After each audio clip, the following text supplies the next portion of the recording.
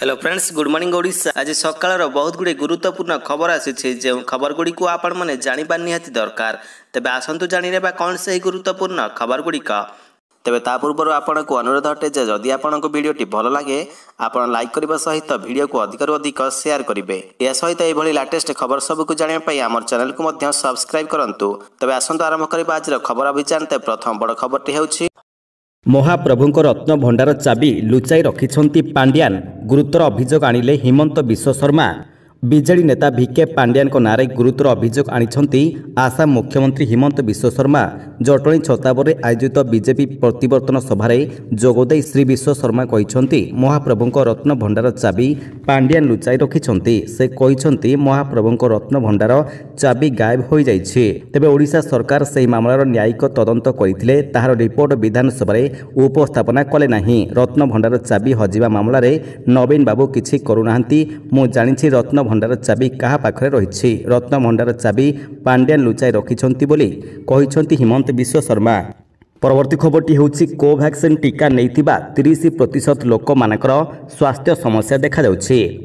Bharat बायोटेक्र Covaxin टीकार दीर्घमियादी प्रभाव को अनुध्यान करी बीएचयूर गवेषक मानक द्वारा करा जाइथिबा एक अध्ययनरू जଣାपड़ी जे कोवैक्सीन नैथिबा अनेक लोकमानकर मध्यरू प्राय 1/3 लोक adverse events of special interest बा ईएसआई नै रिपोर्ट करिसंती। पार्श्व प्रतिक्रिया अध्ययन पई परीक्षा करा जाइथिबा 926 जन अंशग्रहणकारींकर मध्यरू प्राय 1/3 ईएसआई रिपोर्ट करथिले, जेउथिरे ऊपर श्वासनळी संक्रमण सबुठारू साधारण अभियोग रहिथिला। परवर्ती खबरटी होछि मे शेष सप्ताह बाहर मैट्रिक रिजल्ट फलाफल सहित मिलिबो डिजिटल प्रमाणपत्र। मे शेष सप्ताह मैट्रिक परीक्षाफल बाहर। मैट्रिक सहित मध्यमा और राज्य मुक्त विद्यालय परीक्षाफल एककालीन प्रकाश पाइब।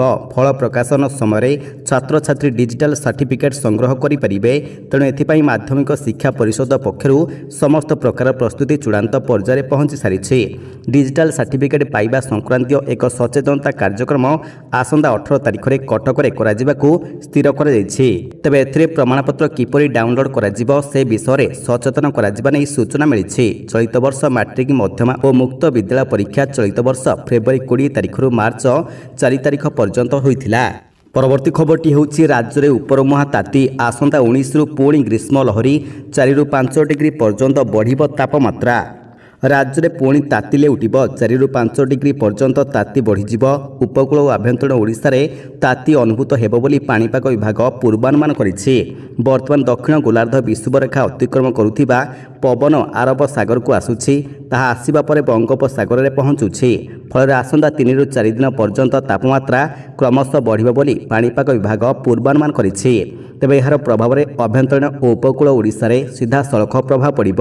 18 तारिख में बलांगीर बरगड़ झारसुगुड़ा नुआपड़ा आदि स्थान में ग्रीष्म प्रभाव जारी रहिब। 19 तारिख ठारू सारा राज्य में तापमात्रा बढ़ीजिब। मयूरभंज केन्दुझर अनुगुल सुंदरगढ़ झारसुगुड़ा बरगड़ में तापमात्रा बढ़िबार अधिक संभावना रही। परवर्ती खबरटी होछि बालेश्वर अघटन। चिंगुड़ी प्लांट रे गैस लीक हेबारु 25 जन असुस्थ 10 जन गुरुतर।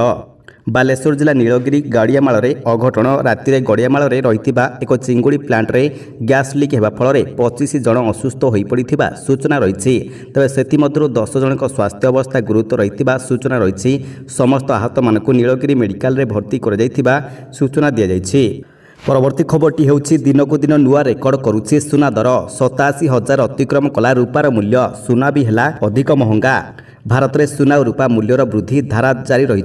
16 मई 2024 गुरुवार दिन रूपा फ्यूचर बजार में एक नुआ रेकर्ड सृष्टि करिछि। गतकाली सकाळे रूपा किलोग्राम पिछा 87,217 टंका रेकर्ड होइछि।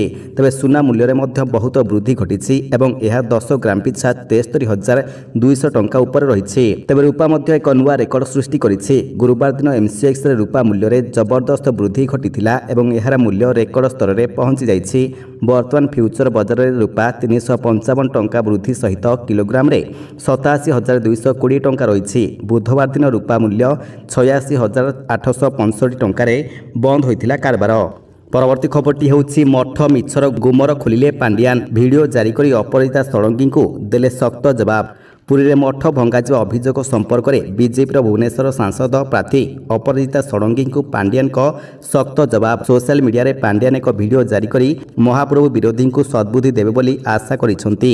ପୁରୀ ପରିକ୍ରମା ପ୍ରକଳ୍ପ ସମୟରେ ଐତିହାସିକ ମଠ ଓ ମନ୍ଦିର ଭଙ୍ଗାଯାଇଛି ବୋଲି ବିଜେପିର ନେତାମାନେ ଯେଉଁ ଅଭିଯୋଗ କରୁଛନ୍ତି ତା ଉପରେ ଉତ୍ତର ଦେବାକୁ ଯାଇ ପାଣ୍ଡିଆନ ଭିଡିଓ ଜାରି କରିଛନ୍ତି। ପରବର୍ତ୍ତୀ ଖବରଟି ହେଉଛି ଆସିଲା ବଡ଼ ଖବର। ଅନୁଭବଙ୍କୁ ମିଳିଲା ଆଶ୍ୱସ୍ତି, NBW ଉପରେ ରୋକ ଲଗାଇଲେ ହାଇକୋର୍ଟ।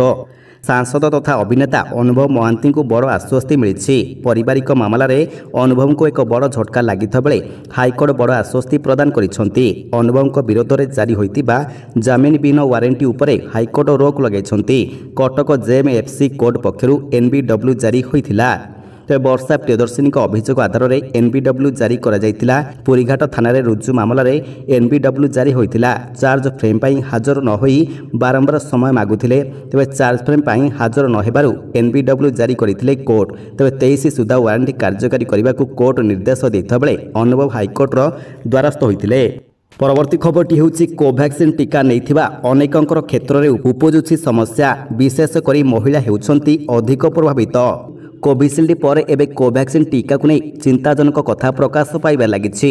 ପୂର୍ବରୁ କୋଭିସିଲ୍ଡ ଟିକା ନେଇଥିବା ବ୍ୟକ୍ତିଙ୍କର ଶରୀରରେ ସମସ୍ୟା ଉପୁଜୁଥିବା ପରି ଅଧ୍ୟୟନ ପ୍ରକାଶ ପାଇଥିବା ବେଳେ ଏବେ କୋଭାକ୍ସିନ୍କୁ ନେଇ ସେପରି କିଛି ତଥ୍ୟ ପ୍ରକାଶ ପାଇଛି। ତେବେ କୋଭାକ୍ସିନ୍ ହେତୁ ଉପୁଜୁଥିବା ପାର୍ଶ୍ୱ ପ୍ରତିକ୍ରିୟା ବିଶେଷ କରି ମହିଳାମାନଙ୍କର କ୍ଷେତ୍ରରେ ଅଧିକ ଦେଖିବାକୁ ମିଳୁଛି। 4.6% ମହିଳାଙ୍କର ମାସିକ ଧର୍ମକୁ ନେଇ ଅନିୟମିତତା ଦେଖିବାକୁ ମିଳିଛି। ଭାରତ ବାୟୋଟେକ୍ର କୋଭାକ୍ସିନ୍ ଟିକାରେ ବି ଦେଖାଦେଇଛି ପାର୍ଶ୍ୱ ପ୍ରତିକ୍ରିୟା। ଦୀର୍ଘମିଆଦୀ ପ୍ରଭାବକୁ ଅନୁଧ୍ୟାନ କରି BHUର ଗବେଷକମାନଙ୍କ ଦ୍ୱାରା କରାଯାଇଛି ଏହି ଅଧ୍ୟୟନ। ପରବର୍ତ୍ତୀ ଖବରଟି ହେଉଛି ପ୍ରଚାରରେ କମ୍ପିବ ଓଡ଼ିଶା। ଆସୁଛନ୍ତି ଆଜି ହେମା ମାଳିନୀ, କରିବେ ରୋଡ୍ ଶୋ। ବିଜେପି ଫୋକସ୍ରେ ଓଡ଼ିଶା ପ୍ରଥମ ପର୍ଯ୍ୟାୟ ନିର୍ବାଚନ ସରିଥିବା ବେଳେ ଆଉ ଦିନ କେଇଟା ପରେ ଦ୍ୱିତୀୟ ପର୍ଯ୍ୟାୟ ମତଦାନ ହେବ। ଏହାରି ଭିତରେ ବିଜେପିର ହେଭିୱେଟ୍ ନେତା ଓଡ଼ିଶା ଗସ୍ତରେ ଆସୁଛନ୍ତି। ତେବେ ଆଜି ନିର୍ବାଚନ ପ୍ରଚାର ପାଇଁ ଓଡ଼ିଶା ଗସ୍ତରେ ଆସୁଛନ୍ତି ବିଜେପିର ଷ୍ଟାର କ୍ୟାମ୍ପେନର ହେମା ମାଳିନୀ, କେନ୍ଦ୍ର ଗୃହମନ୍ତ୍ରୀ ଅମିତ ଶାହା, ରାଜସ୍ଥାନ ମୁଖ୍ୟମନ୍ତ୍ରୀ ଭଜନଲାଲ ଶର୍ମା ପ୍ରମୁଖ। ତେବେ ଆଜି ଓଡ଼ିଶାରେ ପ୍ରଚାର କରିବେ ବିଜେପି ସାଂସଦ ତଥା ବଲିଉଡ୍ ଅଭିନେତ୍ରୀ ହେମା ମାଳିନୀ। ଆଜି ସେ ଓଡ଼ିଶା ଗସ୍ତରେ ଆସୁଛନ୍ତି। ରାଜ୍ୟର 3ଟି ସ୍ଥାନରେ ପ୍ରଚାର କରିବେ। ଉତ୍ତର ଭୁବନେଶ୍ୱର, କଟକ, କିଶନନଗରରେ ସଭା କରିବେ। ପରେ ପରେ ପିପିଲିରେ ରୋଡ୍ ଶୋ କରିବେ ହେମା ମାଳିନୀ। ତେଣୁ ଏଥିପାଇଁ ବ୍ୟାପକ ସୁରକ୍ଷା ବ୍ୟବସ୍ଥା କରାଯାଇଛି। ପରବର୍ତ୍ତୀ ଖବରଟି ହେଉଛି କ୍ରିଷ୍ଟିଆନୋ ରୋନାଲ୍ଡୋ ସର୍ବାଧିକ ଦରମା ପ୍ରାପ୍ତ ଆଥଲେଟ୍। ବିଶ୍ୱର ଶ୍ରେଷ୍ଠ ଆୟ କରୁଥିବା ଖେଳାଳିମାନଙ୍କର ତାଲିକା ଫୋର୍ବସ୍ ପକ୍ଷରୁ ପ୍ରକାଶ ପାଇଛି। ଏହି ତାଲିକାରେ ତାରକା ଫୁଟବଲର କ୍ରିଷ୍ଟିଆନୋ ରୋନାଲ୍ଡୋ ଶୀର୍ଷରେ ରହିଛନ୍ତି। କ୍ୟାରିୟରରେ ଚତୁର୍ଥ ଥର ପାଇଁ ରୋନାଲ୍ଡୋ ଏହି ଉପଲବ୍ଧି ହାସଲ କରିଛନ୍ତି।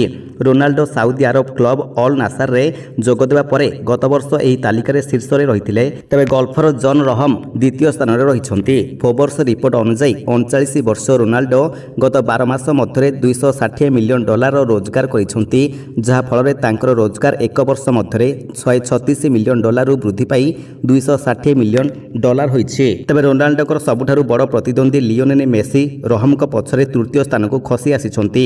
ପରବର୍ତ୍ତୀ ଖବରଟି ହେଉଛି ଚଳିତ ମାସ ଶେଷରେ ବଙ୍ଗୋପସାଗରରେ ଆସିପାରେ ବାତ୍ୟା, ଓଡ଼ିଶାରେ ପଡ଼ିବ କି ପ୍ରଭାବ? ଚଳିତ ମାସରେ ଶେଷ ଭାଗରେ ବଙ୍ଗୋପସାଗରରେ ଏକ ଘୂର୍ଣ୍ଣିବଳୟ ସୃଷ୍ଟି ହୋଇପାରେ। ଯଦିଓ ଭାରତ ପାଣିପାଗ ବିଭାଗ ବା IMD ଏପର୍ଯ୍ୟନ୍ତ କୌଣସି ଅଫିସିଆଲ ପୂର୍ବାନୁମାନ କରିନାହିଁ, ତେବେ ଗୁରୁବାର ଗ୍ଲୋବାଲ ଏଜେନ୍ସି ଦ୍ୱାରା ଜାରି କରାଯାଇଥିବା ଉତ୍ତର ଭାରତ ମହାସାଗର ବିସ୍ତାରିତ ରେଞ୍ଜ ଆଉଟଲୁକ୍ ଏକ ଘୂର୍ଣ୍ଣିବଳୟ ପାଇଁ ଏକ ସୂଚନା ଜାରି କରିଛି। ବର୍ତ୍ତମାନ ସୁଦ୍ଧା ମିଳିଥିବା ରିପୋର୍ଟ ଅନୁଯାୟୀ ଦକ୍ଷିଣ ପୂର୍ବ ବଙ୍ଗୋପସାଗର ଏବଂ ଆଣ୍ଡାମାନ ସାଗରକୁ 23 ମେରେ ଏକ ନିମ୍ନଚାପ ସୃଷ୍ଟି ହେବାର ସମ୍ଭାବନା ରହିଥିବା ବେଳେ ଦକ୍ଷିଣ ପୂର୍ବ ବଙ୍ଗୋପସାଗରରେ ଏବଂ ଉତ୍ତର ଆଣ୍ଡାମାନ ସାଗରରେ ରହିଥିବା ଅବପାତ ଦ୍ୱିତୀୟ ସପ୍ତାହର ଆରମ୍ଭ ବା ମେ 24ରୁ ମେ 30 ଆହୁରି ତୀବ୍ର ହେବାର ସମ୍ଭାବନା ରହିଛି। ପରବର୍ତ୍ତୀ ଖବରଟି ହେଉଛି ହାଇଦ୍ରାବାଦ ପାଇଁ ବରଦାନ ସାଜିଲା ବର୍ଷା। ପ୍ଲେ ଅଫ୍ରେ ପାଟ କମିନ୍ସଙ୍କ ଦଳ ବାଦ ପଡ଼ିଲେ 2ଟି ଟିମ୍।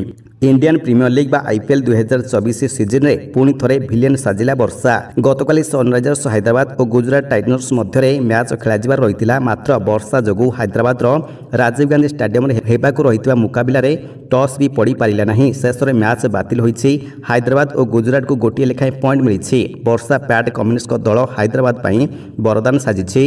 वर्षा बातिल हेबारु एक पॉइंट सहित हैदराबाद चलित संस्करण में तृतीय दल भाव में प्ले ऑफ रे प्रवेश करिछि। खराब नेट रन रेट कारण दिल्ली कैपिटल्स और Lucknow super giants play of दौड़ू बाद पड़िछन्ते। ପରବର୍ତ୍ତୀ ଖବରଟି ହେଉଛି ବର୍ଷା ନେଇ ସତର୍କ କଲା ପାଣିପାଗ କେନ୍ଦ୍ର 30ରୁ 40 କିଲୋମିଟର ବେଗରେ ପବନ ବହିବ।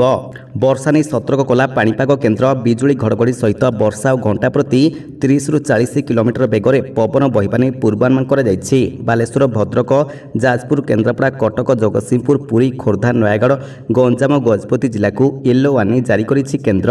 ତେବେ 19 ତାରିଖରୁ ପାଗ ବଦଳିଯିବ।